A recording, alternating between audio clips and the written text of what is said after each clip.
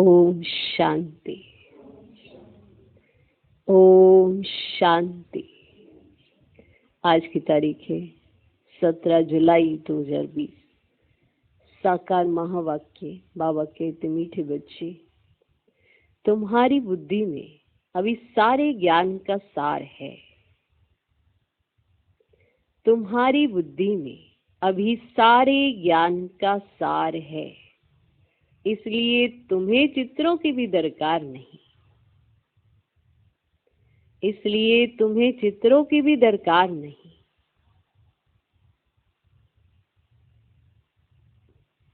देखो, कई बच्चे हैं जो कहते हैं हम सर्विस तो बहुत करना चाहते हैं बाबा, पर हमारे पास चित्र नहीं है।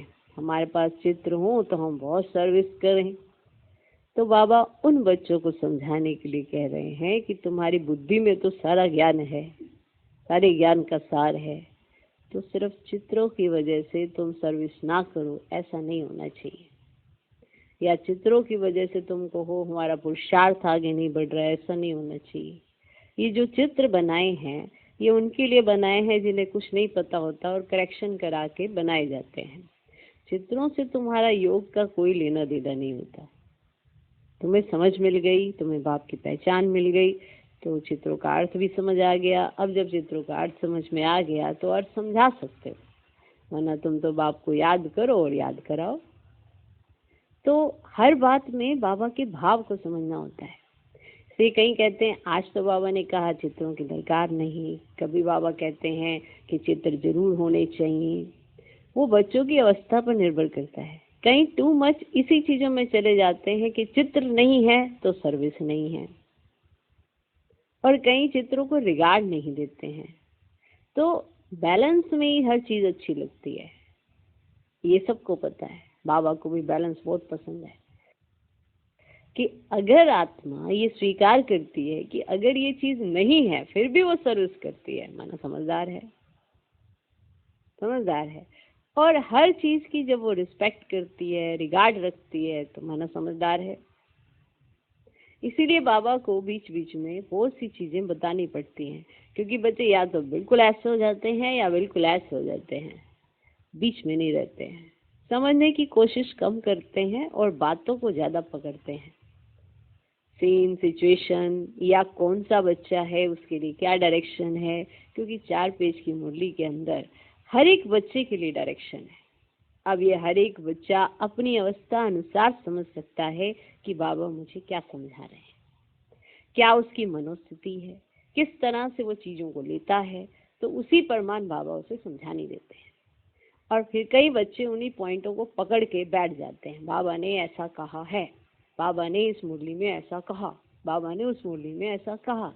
तो बाबा तो मुरली बच्चों को देख के चलाते हैं ना, तो बच्चों की अवस्था अगर एक रस रहती तो बाबा को ये भी कहने की दरकार ना पड़ती, वो भी कहने की दरकार ना पड़ती।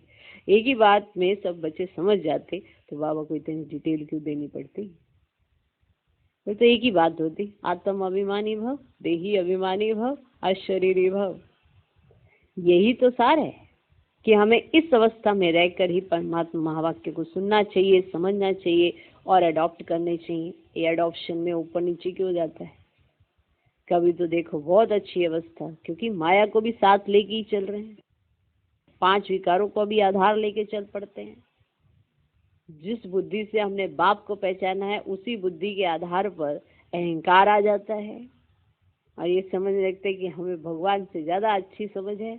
तो बहुत सारी चीजें ऐसी डेवलप हो जाती हैं जो देहाभिमान के कारण होती है, और व्यक्ति की नजर नहीं जाती कि ये देहाभिमान के कारण है। फिर वो अपनी अजीब और गरीब कुछ धारणाएं बना लेता है, वो जिसके कारण वो नीचे गिर जाता है।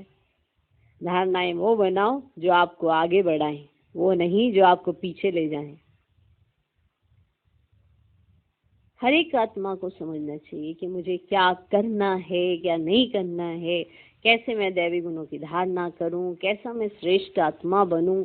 ये उसे अपने आप में चिंतन करना है, ना कि कोई और उसे चिंतन दिलाएगा। अगर चिंतन आप ही कर लें तो किसी और को दिलाने की जरूरत नहीं पड़ती। अगर अटेंशन आपका ही है, सुबह उठने पर, रात्रि को अच्छे से बाबा को याद करने पर, तो बाप को भी याद बार बार ना कराना पड़े कि अमृत वाले सुबह जल्दी उठो। पुरुषार्थ करने वाला बच्चा और सही से जीने वाले बच्चे को कभी नहीं कहा जाता है कि तुम ये ना करो, तुम ये ना करो। तो हर एक को अपने आप में जरूर देखना है कि बाबा जो समझानी देते हैं उसका भाव क्या है, उसका अर्थ क्या है। जब भूले होती हैं तभी समझानी मिलती हैं, अगर भूले ही ना हो तो समझानी क्यों मिले।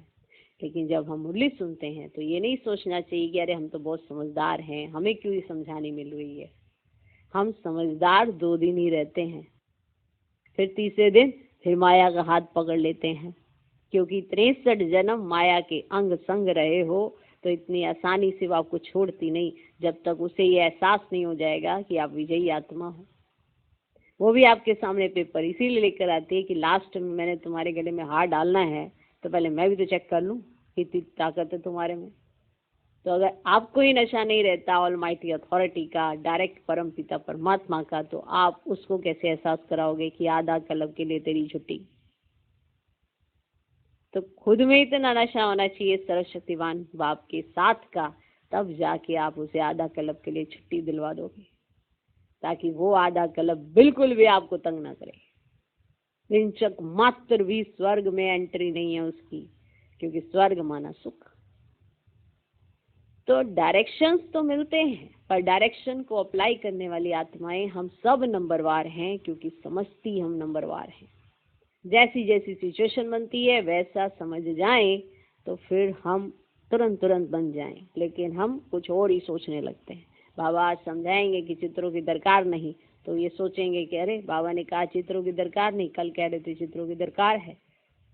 तो भाव समझो, हर तरह के बच्चे होते हैं। अगर बैलेंस में चलने वाले बच्चे होंगे तो उन्हें बात ये स्पष्ट समझ में आएगी कि बाबा कहना क्या चाहते हैं। इसलिए जो समझू सियाने बच्चे होते हैं उनको तुरंत समझ में आ जाता है कि बाबा क्या कह रहे हैं। ठीक, तो हमें तो एक एग्जाम्पल जो हमारे सामने है ब्रह्मा बाप को फॉलो करना चाहिए।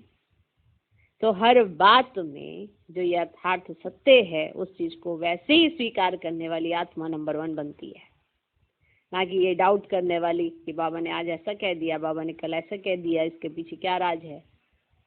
और वो संशय में आ जाती है, और यही संशय उसको गिरा देता है, क्योंकि उसको अपनी बुद्धि का अहंकार इतना है कि ये भी एक दुर्भाग्य ही कहेंगे कि संगम पर जब बुद्धि भगवान से मिल रही है उस चीज का अहंकार क्या कर रहा है।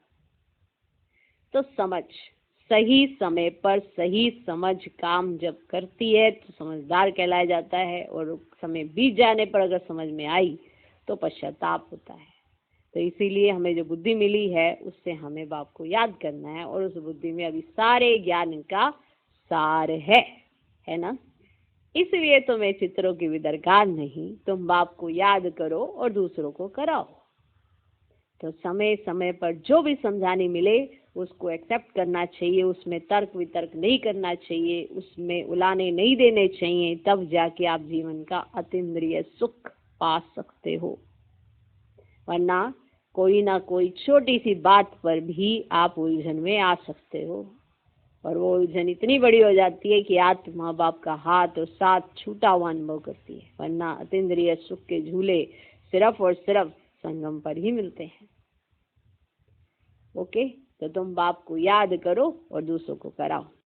आज का प्रश्न, पिछाड़ी के समय तुम बच्चों की बुद्धि में कौन सा ज्ञान रहेगा। क्या होता है, जैसे हमें कहीं जाना होता है तो हमें ये एकदम से बुद्धि में आ जाता है मुझे जाना है, मुझे जाना है, मुझे जाना है। अब कल परसों की मेरी ट्रेन है तो मुझे जाना है। तो आज कल में मेरे अंदर ये उथल पुथल बहुत ज़्यादा होने वाली है कि मुझे जाना है। और अगर नहीं जाना होता है तो इजी होते हैं, तो ना ही वहाँ के ख्यालात आते हैं ना कुछ। अगर ये आ जाता है कि मुझे जाना है तो वहाँ का चित्र आ जाता है। तो इस पे मैं आपको बताना चाहूँगी क्या होता है। जब हम ऐसी स्थिति में पहुँच जाएंगे, जब हमें जाना होगा, तो हमारी बुद्धि में ये बात आ जाएगी कि अभी हम जाते हैं घर। तो ये ज्ञान ऑटोमेटिकली आपकी बुद्धि में मर्ज होने लगेगा। मृत्यु नहीं, मरना नहीं, घर जाते हैं, ये स्मृति अपने आप में एक ठंडक देगी, शीतलता का अनुभव कराएगी। ये स्मृति कि मैं जाती हूँ अपने घर, वापस अपने घर। तो घर की ठंडक, घर की एक शांति आपको आकर्षित करेगी, जहाँ आप जाएंगे और थोड़े समय के बाद ही वापस आ जाएंगे। और आएंगे भी इसीलिए क्योंकि संगम पर फिर से मिलन मनाना है। तो इस खुशी में आप जल्दी से चक्र में आएंगे। ओके, क्योंकि जितना जल्दी आएंगे उतना जल्दी संगम जैसे ही आएगा तो तुरंत मिलेंगे। तो ये जो स्मृतियां होंगी वो तुरंत बुद्धि में आने लगेंगी, तो आपका घर जाना आपको अच्छा लगेगा। वरना अगर आज आपको ख्याल आ गया घर जाना है, मरना है, तो अगर ये आपको ख्याल आ गया कि मरना है तो वो आपको बेचैन कर जाता है कि अरे मरना है, मृत्यु मृत्यु, उसके बाद क्या, उसके बाद कुछ नहीं। अगर सबने ही घर जाना है, बाप ने भी घर जाना है, तो ये स्मृति आपको आएगी कि अब मैं बाबा के साथ वापस चली अपने घर। ये स्मृति बिल्कुल नहीं आएगी कि इसके बाद मेरा जन्म होने वाला है। माना कलयुग में क्यों होएगा, ठीक है ना। तो अभी शरीर छोड़ें तो अब हम चले वापस अपने घर और फिर आएंगे सतयुग में। कलयुग का शरीर आपकी स्मृति में भी नहीं आएगा। तो प्रश्न है, पिछाड़ी के समय तुम बच्चों की बुद्धि में कौन सा ज्ञान रहेगा? उत्तर, उस समय बुद्धि में यही रहेगा कि अभी हम जाते हैं वापस घर, फिर वहां से चक्र में आएंगे, धीरे धीरे सीढ़ी उतरेंगे, फिर बाप आएंगे चढ़ती कला में ले जाने। तो ये वाला पॉइंट जो है ना कि फिर बाप आएंगे चढ़ती कला में ले जाने, ये बुद्धि में फिक्स हो जाएगा। अगर आपकी लगन बहुत ज्यादा है तो आप इसी पॉइंट के चलते ऊपर जाएंगे और नीचे आएंगे। ओम शांति। बच्चे आत्म अभिमानी होकर बैठे हो? बैठे हो? 84 का चक्र बुद्धि में है, अर्थात अपने वैरायटी जन्मों का ज्ञान है। विराट रूप का भी चित्र है ना, इसका ज्ञान भी बच्चों में है कि कैसे हम 84 जन्म लेते हैं। मूल वतन से पहले पहले देवी देवता धर्म में आते हैं, ये ज्ञान बुद्धि में है ना। इसमें चित्र की कोई दरकार नहीं। मानो हम पहले मूल वतन जाते हैं, फिर सतयुग में आते हैं, ये सब बातें बुद्धि में है? अब इसमें चित्र की कोई दरकार नहीं। हमको कोई चित्र आदि याद नहीं करना है। अंत में याद सिर्फ यह रहेगा कि हम आत्मा है, मूल वतन की रहने वाली है, यहां हमारा पाठ है। ये भूलना नहीं चाहिए। ये मनुष्य सृष्टि के चक्र की ही बातें हैं और बहुत सिंपल है। देखो अभी आपकी बुद्धि में इसकी बात, उसकी बात, इसने मुझे ये कहा, उसने मुझे ये कहा, इसने ऐसा कहा, इतनी सारी बातें हैं। लेकिन जब लास्ट होना है ना तो बस यही रह जाना है। अगर आप पुरुषार्थ करोगे अच्छे से तो फिर पश्चाताप नहीं करना पड़ेगा ना। अभी से पुरुषार्थ कर लोगे तो ये याद रहेगा, मैं आत्मा हूँ, मूल वतन की वासी हूँ, यहाँ पाठ बजाने आई हूँ। और ये जैसे ही स्मृति में आएगा हर बातों का असर आपके ऊपर से खत्म हो जाएगा। ओके, क्योंकि बातें तो शरीर के साथ होती हैं और शरीर ही नहीं रहेगा तो बातें कौन सी। अब जैसे किसी का किसी के साथ लेना देना हो और उसने शरीर छोड़ दिया, अब वो चला गया तो क्या लेना देना, ऐसे ही बातों का लेना देना खत्म हो जाए। जिन बातों की वजह से आज अपना समय नष्ट करते हैं वो सब खत्म हो जाए। ओके, फिर अंत में सिर्फ ये याद रहेगा कि हम आत्मा है, मूल वतन की रहने वाली हैं, यहाँ हमारा पाठ है। ये भूलना नहीं चाहिए। ये मनुष्य सृष्टि के चक्र की ही बातें हैं और बहुत सिंपल है। इसमें चित्रों की बिल्कुल दरकार नहीं, क्योंकि ये चित्र आदि सब है भक्ति मार्ग की चीजें। ये चित्र रखना ये सब भक्ति मार्ग की चीजें हैं। ज्ञान मार्ग में तो है पढ़ाई, पढ़ाई में चित्रों की दरकार नहीं। इन चित्रों को सिर्फ करेक्ट किया गया है ना। जो वो चित्र बनाते थे उनको बाबा ने करेक्ट किया है, समझे? कि ऐसा नहीं समझना कि चित्र के बगैर योग नहीं, सिर्फ उन चित्रों को करेक्ट किया गया है। जैसे वे कहते हैं गीता का भगवान कृष्ण है, हम कहते हैं शिव है, ये भी बुद्धि से समझने की बात है। बुद्धि में ये नॉलेज रहती है, हमने 84 का चक्र लगाया है, अब हमको पवित्र बनना है। पवित्र बन फिर नए सिर चक्र लगाएंगे। ये है सार जो बुद्धि में रखना है। बस पवित्र बनना है, मूल वतन जाना है, फिर चक्र में आना है। हम आत्मा है, यह है सार जो बुद्धि में रखना है। जैसे बाप की बुद्धि में है वर्ल्ड की हिस्ट्री ज्योग्राफी, वह 84 जन्मों का चक्र कैसे फिरता है, वैसे तुम्हारी बुद्धि में है पहले हम सूर्यवंशी फिर चंद्रवंशी बनते हैं। चित्रों की दरकार है ही नहीं, सिर्फ मनुष्यों को समझाने के लिए यह बनाए हैं। ज्ञान मार्ग में तो सिर्फ बाप कहते हैं मनमना भव। जैसे ये चतुर्भुज का चित्र है, रावण का चित्र है, ये सब समझाने के लिए दिखलाने पड़ते हैं, सिर्फ समझाने के लिए। तुम्हारी बुद्धि में तो यथार्थ ज्ञान है। माना इतना समय ज्ञान लेते लेते हो गया, अब भी आप कहें चित्र नहीं है तो याद नहीं है, ये तो गलत है ना। तुम्हारी बुद्धि में तो यथार्थ ज्ञान है, तुम बिना चित्र के भी समझा सकते हो। तुम्हारी बुद्धि में 84 का चक्र है, चित्रों द्वारा सिर्फ सहज करके समझाया जाता है, इनकी दरकार नहीं है। अब मान लो आप कहीं पर हो, आपके पास चित्र नहीं है तो क्या समझाओगे? नहीं समझाओ ना, अपने आप क्रिएशन हो जाती है, इसमें दरकार नहीं है चित्रों की। बुद्धि में है पहले हम सूर्यवंशी घराने के थे फिर चंद्रवंशी घराने के बने, वहां बहुत सुख है जिसको स्वर्ग कहा जाता है, ये चित्रों पर समझाते हैं। पिछाड़ी में तो बुद्धि में ये ज्ञान रहेगा। अभी हम जाते हैं वापस चक्र लगाएंगे, अब पिछाड़ी के समय तो बस यही वाला ज्ञान रहेगा आपकी बुद्धि में कि अभी हम जाते हैं फिर वापस चक्कर लगाएंगे। सीढ़ी पर समझाया जाता है तो मनुष्यों को सहज हो जाए इसलिए समझाया जाता है। तुम्हारी बुद्धि में यह भी सारा ज्ञान है कि कैसे हम सीढ़ी उतरते हैं, ठीक। फिर बाप चढ़ती कला में ले जाते हैं। बाप कहते हैं मैं तुमको इन चित्रों का सार समझाता हूँ। क्या समझाता हूँ?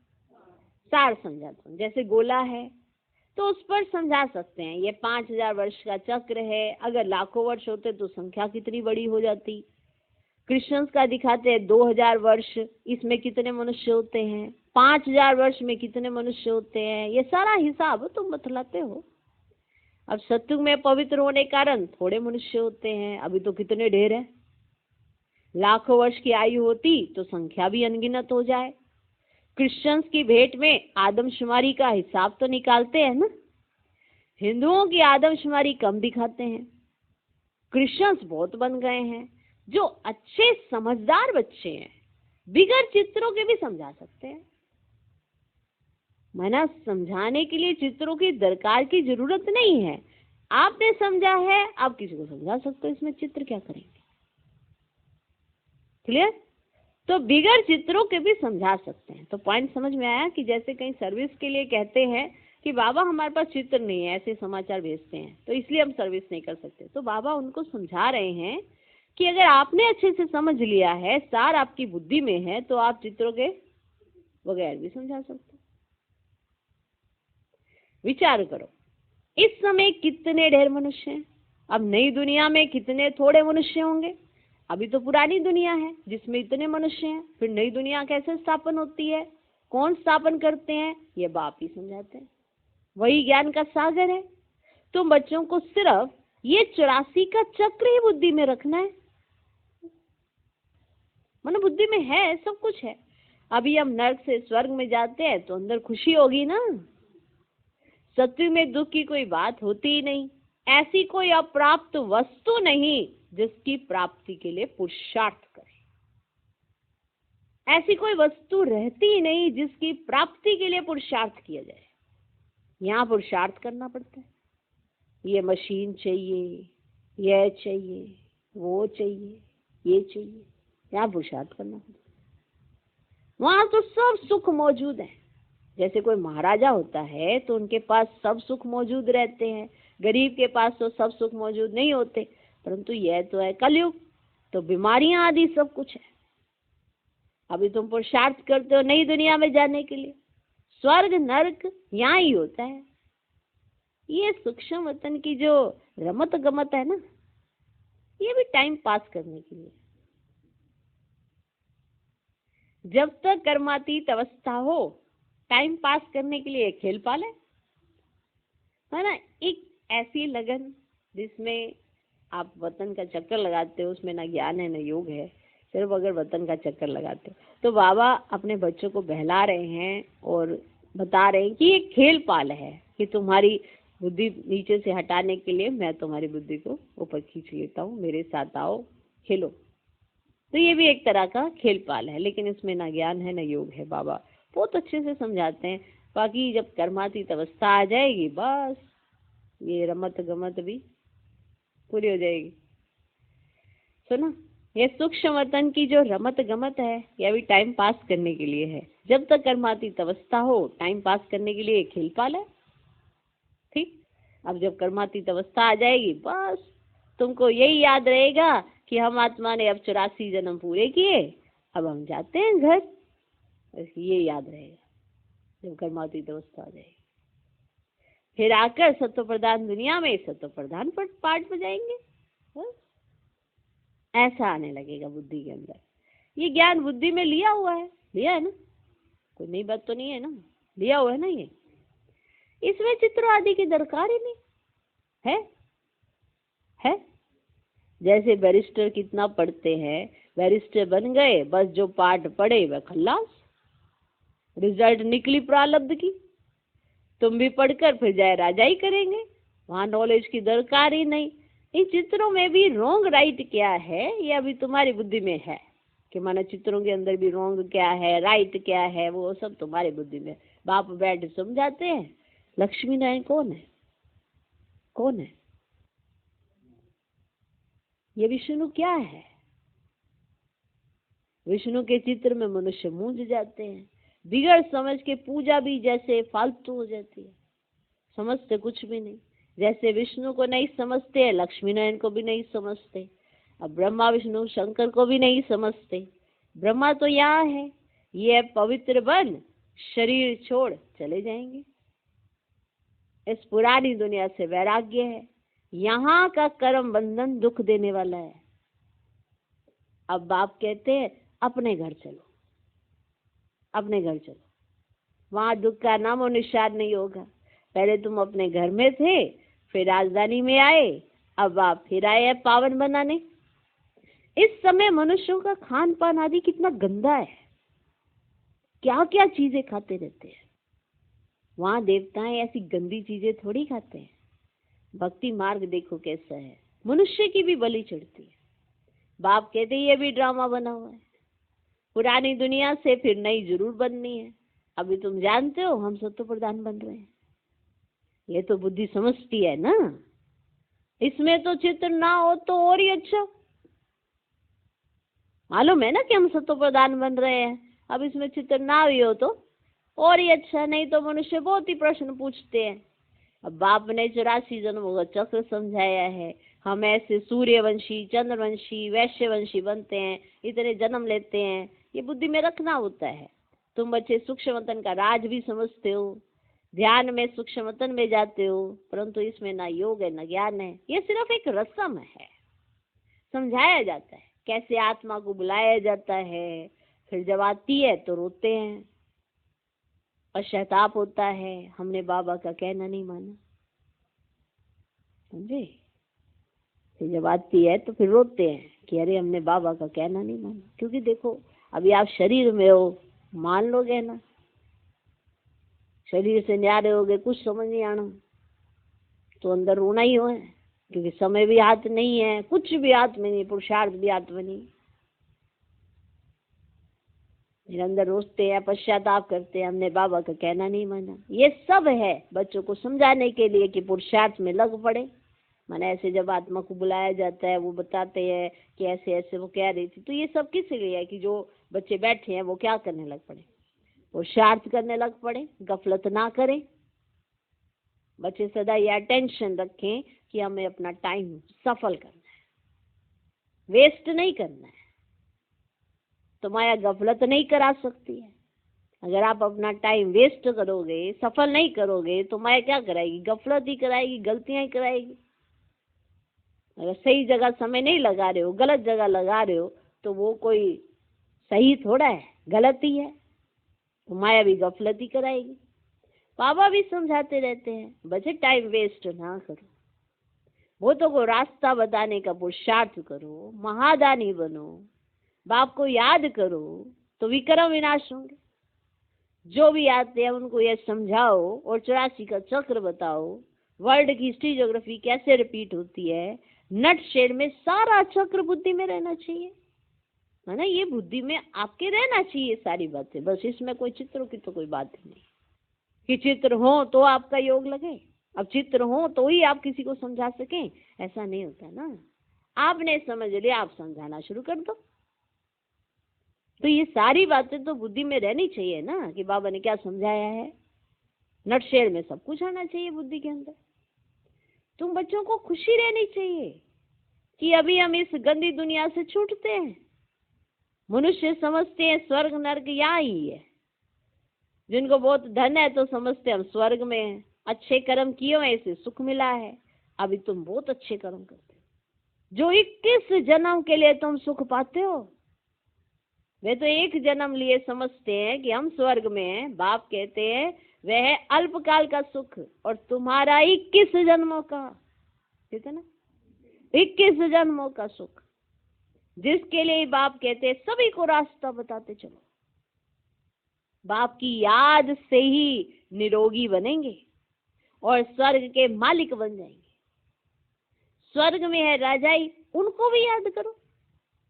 राजाई थी, अभी नहीं है, भारत की बात है, बाकी तो है बाई प्लाट्स, पिछाड़ी में सब चले जाएंगे, फिर हम आएंगे नई दुनिया में। अब इस समझाने में, अब ये जो समझाने में चित्रों की दरकार थोड़ी ही है। अब समझ में आया कि बाबा क्या कहना चाहते हैं? आपको समझ में आया, दूसरों को समझाने के लिए चित्रों की क्या दरकार है? दरकार थोड़ी ही है। ये सिर्फ समझाने के लिए मूल वतन सूक्ष्म वतन दिखाते हैं, समझाया जाता है। बाकी ये तो भक्ति मार्ग वालों ने चित्र आदि बनाए हैं, तो हमको भी फिर करेक्ट करके बनाने पड़ते हैं, क्योंकि उन्होंने ऐसे चित्र बना दिए तो हमको फिर उन्हें करेक्ट करके बनाने पड़ते हैं। नहीं तो कहेंगे तुम तो नास्तिक हो, इसलिए करेक्ट कर बनाए हैं। अब ब्रह्मा द्वारा स्थापना, शंकर द्वारा विनाश, और वास्तव में ये भी ड्रामा विनोद है, कोई कुछ करता थोड़ी है। साइंसदान भी अपनी बुद्धि से यह सब बनाते हैं। बल्कि इतना भी कोई कहे कि हम बॉम्ब से ना बनाओ, इतना कोई किसी को कहे बॉम्ब से ना बनाओ, परंतु जिसके पास ढेर है वह समुद्र में डाले तो फिर दूसरा कोई भी ना बनाए, लेकिन वो डालता नहीं, ऐसे दूसरे भी बनाते रहते हैं। ऐसे ही है ना। बल्कि इतना भी कोई कहे कि बॉम्ब से ना बनाओ, परंतु जिनके पास ढेर है वह समुद्र में डाले तो फिर दूसरा कोई ना बनाए, वह रखे हैं तो जरूर और भी बनाएंगे। अब उस देश ने रखे तो फिर दूसरा देश भी बनाएगा कि उसने रखे, पहले उसके समुद्र में डलवाओ, तो कोई ऐसे ना डाले, इसलिए फिर दूसरे भी बनाते हैं। अभी तुम बच्चे जानते हो सृष्टि का विनाश तो जरूर होना ही है, लड़ाई भी जरूर लगनी है। उस लड़ाई के समय हम क्या कर रहे होंगे, ये हमें पुरुषार्थ करना है। हमारी स्थिति कैसी होगी? अब लड़ाई भी जरूर लगनी है, विनाश होता है, फिर तुम अपना राज्य लेते हो। अब बाप कहते हैं बच्चे सबका कल्याणकारी बनो, सबका कल्याणकारी बनो। बच्चों को अपनी ऊंच तकदीर बनाने के लिए बाप श्रीमत देते हैं। मीठे बच्चे अपना सब कुछ धनी के नाम पर सफल कर लो, अपना सब कुछ धनी के नाम पर सफल कर लो। क्यों कहता है बाबा? सोचो, विनाश होगा, आपकी स्थिति क्या होगी? ठीक। और अगर विनाश के समय में आप सफल करने का सोचेंगे तो ना तो सफल होना ना कुछ होना। उससे पहले अगर आप सफल करेंगे तो विनाश में आपके हाथ में तो किल्लत नहीं आने वाली है। यही तो लेखा जोखा है, सारा खेल इसी बात का है। वंडरफुल है, क्यों सही नहीं है? आप देख लो, अगर आपने सफल किया होगा तो मिलेगा, नहीं किया होगा तो कहाँ मिलेगा? अब धन होगा, लेकिन ऐसे समय पर धन भी क्या करेगा? जो सफल किया होगा उसी धन से खा पाओगे, और अगर नहीं किया होगा तो फिर क्या किल्लत ही होगी हाथ में, जितना चाहिए होगा वो होगा ही नहीं, बैंक में जाएंगे, बैंक से निकलेगा ही नहीं, बैंक बंद होंगे, बताओ क्या करो। अब दुकान वालों के पास जाओगे, सौदा नहीं मिलेगा। मतलब आपको सब कुछ मिलता रहे, उसके लिए तो आपको पहले कमाई करनी पड़ेगी कि समय रहते आपको सब अवेलेबल हो। अगर नहीं हो रहा है तो इसका मतलब क्या है, सफल नहीं किया है।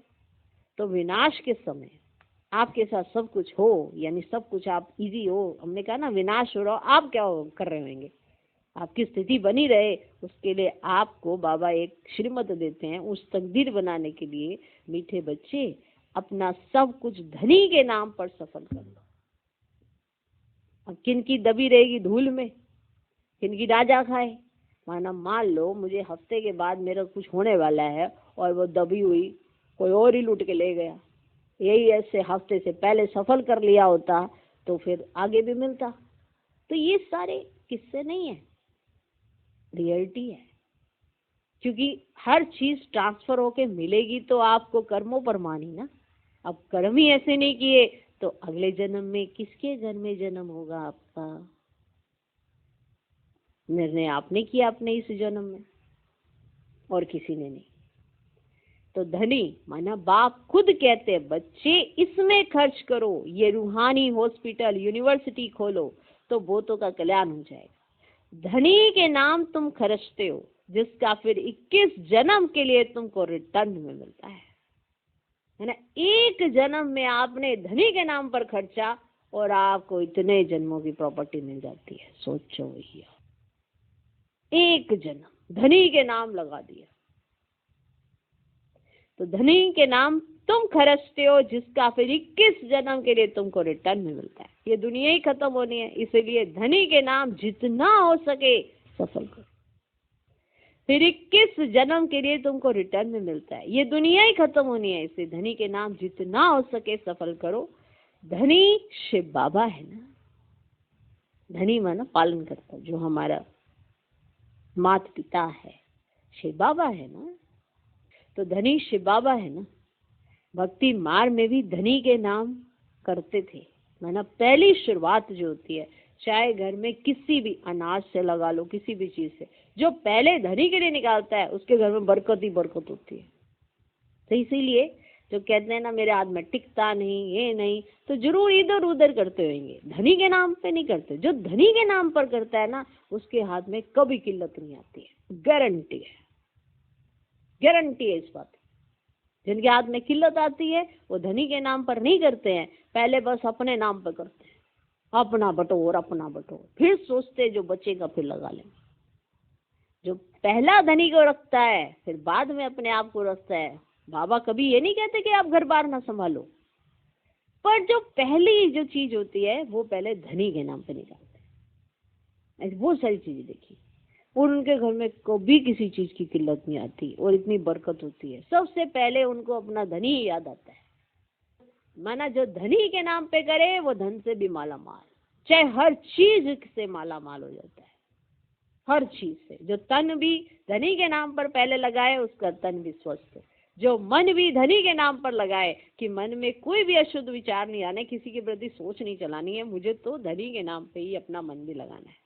जो धन भी धनी के नाम पे लगाए तो वो सदा काल का धनवान होता है, लास्ट तक उसके पास धन रहता ही है, लास्ट तक।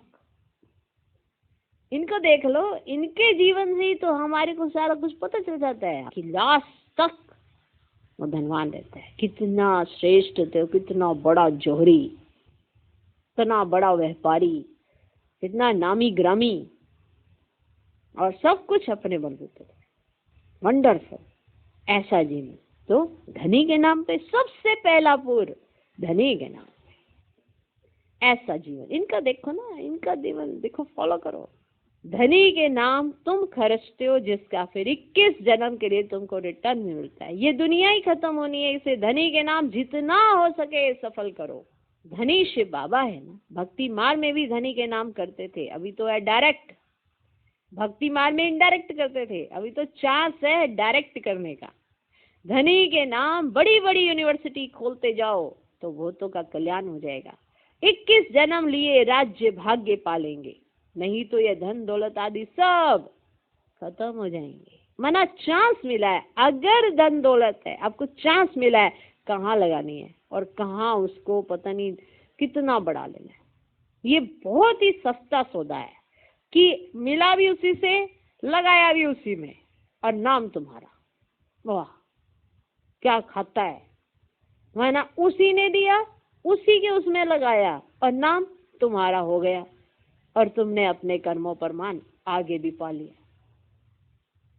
जबरदस्त सौदा है भाई। तो भक्ति मार्ग में मना देखो इनडायरेक्ट लगाते हैं, और ज्ञान मार्ग में आज आप डायरेक्ट लगा सकते हो, नहीं तो ये धन दौलत आदि सब खत्म हो जाएंगे। भक्ति मार्ग में खत्म नहीं होते हैं, अभी तो खत्म होना है। तुम खर्चो, फिर तुमको ही रिटर्न मिलेगा। वंडरफुल है। धनी के नाम पर सबका कल्याण करो तो 21 जन्मों का वर्षा मिलेगा। कितना अच्छा समझाते हैं। फिर जिनकी तकदीर में है वह खर्च करते रहते हैं। माना जो धनी के नाम पर खर्च करे, जबरदस्त, उसको तो प्राप्तियां प्राप्तियां प्राप्तियां प्राप्तियां होती रहती है। उसको खुद भी फील होता है कि अरे मेरे पास जो आ रहा है ये कहाँ से आ रहा है, कहाँ से मिल रहा है ये मेरे को, ऐसा उसको खुद फील होता रहता है। और उसकी परवरिश भी धनी करता रहता है। उसे खुद अपनी परवरिश नहीं करनी पड़ती, उसकी परवरिश भी धनी करता रहता है। बस उसकी वृत्ति में है कि सब कुछ धनी का और धनी के नाम पे लगाया। कितना अच्छे से समझाते हैं ना। फिर जिनकी तकदीर में है वह खर्च करते रहते हैं। अपना घर बार भी संभालना है। बाबा इसकी मनाही नहीं करते कि आप सारा कुछ दे के ऐसे बाबा को और ऐसे भिखारी बन के बैठ जाओ, ऐसे नहीं कहते बाबा, कभी भी नहीं कहते बाबा, ऐसे कभी नहीं करते। बाबा जो समझाना चाहते हैं वो समझो कि सबसे पहले याद आए तो वो। बाकी अगर किसी की संभाल के लिए आपको यूज करना पड़े तो यूज करो, कोई ऐसी बात नहीं है, पर धनी के नाम पर पहले होना है। अपना घर बार भी संभालना है। इनका पार्टी ऐसा था, इनका ब्रह्मा बाबा का एकदम जोर से नशा चढ़ गया। बाबा बादशाही देते हैं, फिर गद्दारी क्या करेंगे। तुम सब बादशाही लेने लिए बैठे हो तो फॉलो करो ना। अगर आप सबको भी ऐसी बादशाही चाहिए तो फॉलो करो ना। जानते हो इसने कैसे सब छोड़ दिया, नशा चढ़ गया। ओहो, राजाई मिलती है, अलग को अल्लाह मिला तो माना भागीदार को भी राजाई दे दी। राजाई थी, कम नहीं था। ये आपको क्या लगता है कि इनके पास कितना धन था? बहुत था। राजाई थी, ठाट बाट थे, कम नहीं था। अच्छा फर्टाइल धंधा था, चलता फिरता धंधा। माना ऐसे नहीं है कि ऐसे कोई ठप पड़ा हुआ धंधा था तो इन्होंने बंद करा अपना धंधा, ऐसा नहीं। अच्छा फर्टाइल धंधा था, माना बहुत अच्छा निकल रहा था। अब तुमको ये राजाई मिल रही है तो बहुतों का कल्याण करो।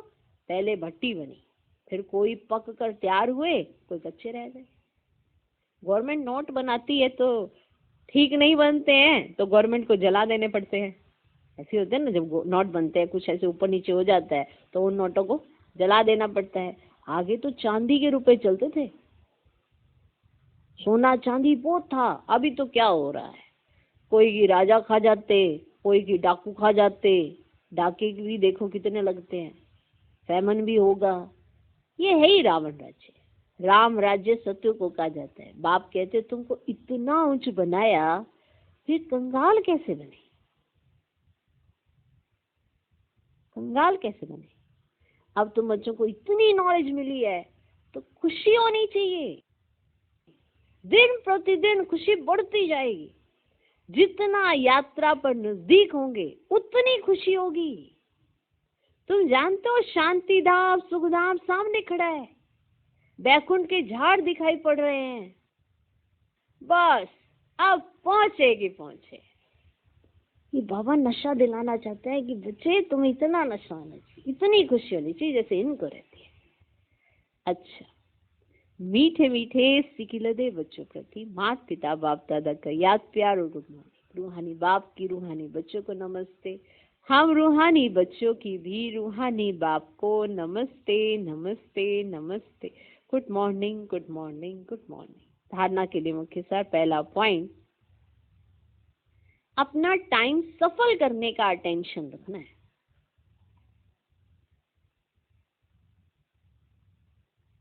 अपना टाइम सफल करने का अटेंशन रखना है।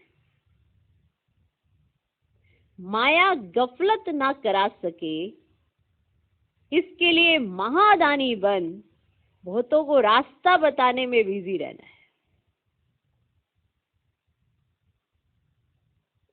माया गफलत ना करा सके, इसके लिए महादानी बन बहुतों को रास्ता बताने में बिजी रहना है। अपना टाइम सफल करने का अटेंशन रखना है। माया गफलत ना करा सके, इसके लिए महादानी बन बहुतों को रास्ता बताने में बिजी रहना है। दूसरा पॉइंट, अपनी ऊंची तकदीर बनाने के लिए धनी के नाम पर सबको सफल करना है। अपनी ऊंची तकदीर बनाने के लिए धनी के नाम पर सबको सफल करना है। रूहानी यूनिवर्सिटी खोलनी है।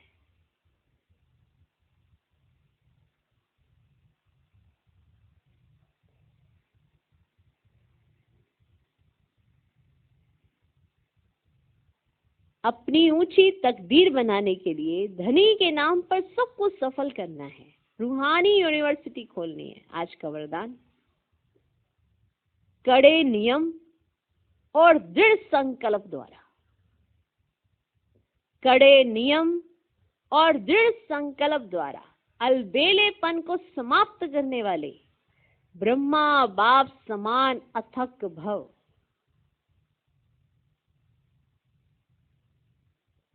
कड़े नियम और दृढ़ संकल्प द्वारा अलबेलेपन को समाप्त करने वाली ब्रह्मा बाप समान अथक भव। ब्रह्मा बाप समान अथक बनने के लिए अलबेलेपन को समाप्त करो। इसके लिए कोई कड़ा नियम बनाओ। जैसे हमने कहा ना, अपनी धारणा इतनी कुछ ऐसा बनाओ अपने साथ, ऐसे नियम कि ये मुझे नहीं करना है, ये मुझे करना है, उसके बीच में मुझे कुछ और नहीं सोचना है।